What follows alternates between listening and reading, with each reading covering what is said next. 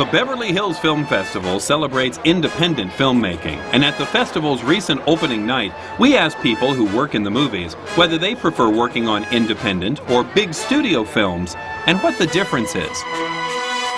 Catering is the first big difference between independent film, studio feature. Normally an independent film, there's a little bit more creativity as far as there's less pressure, so there's less money, so there's more sort of an openness to try new things. Indies, it's really quick, you really have to be on the ball. Pretty low budget independent film that's gritty, crunchy, that's different, and especially like ours, a dark comedy, you get to go over the top and have a lot of fun. It's like talking about horses and cows. They're all livestock, but they're different. You really can't compare them. Independent films give character actors like myself a better chance to get the better parts. So I'm all for independent film.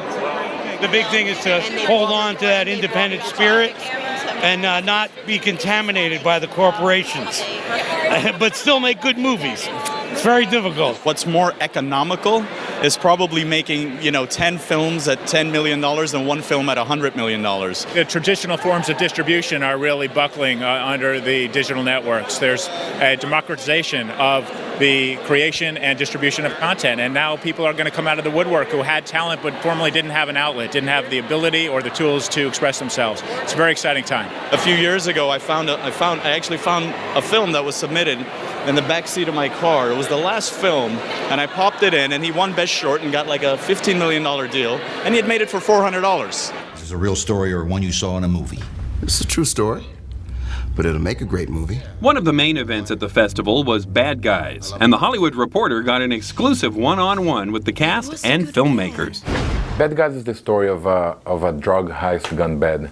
It's basically a female attorney that gets set up by her partners and picks 3 of her past clients to create this new drug. One is a drug dealer, one is a cop, the other one is a chemist. They get caught between the police and the mafia, after the drug deal goes bad. Everybody with a badge between here and D.C. is going to be all over this. They don't know anything about us. Fingerprints. It was a very smart script. It had a lot of good turnings of phrases. It represented all the characters, I think, equally well. As far as what they had to say. You're slipping, city girl. Oh, hey.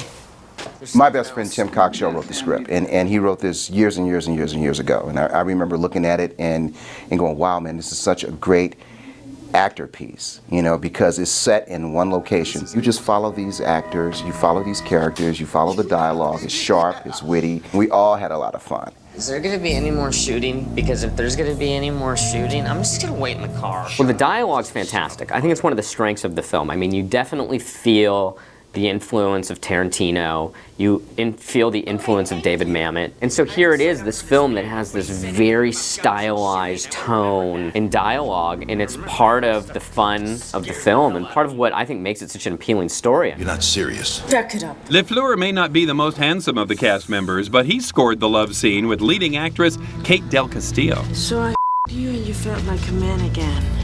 A guy like me with this kind of mug doesn't get a chance to do sex scenes very often. It's funny because in between takes there are people all around you and doing all the things that a crew does when they're filming something. So it was kind of funny. But I had a great time working with Kate. She was super. I got close too, Art. I got close too, very close. Buddy.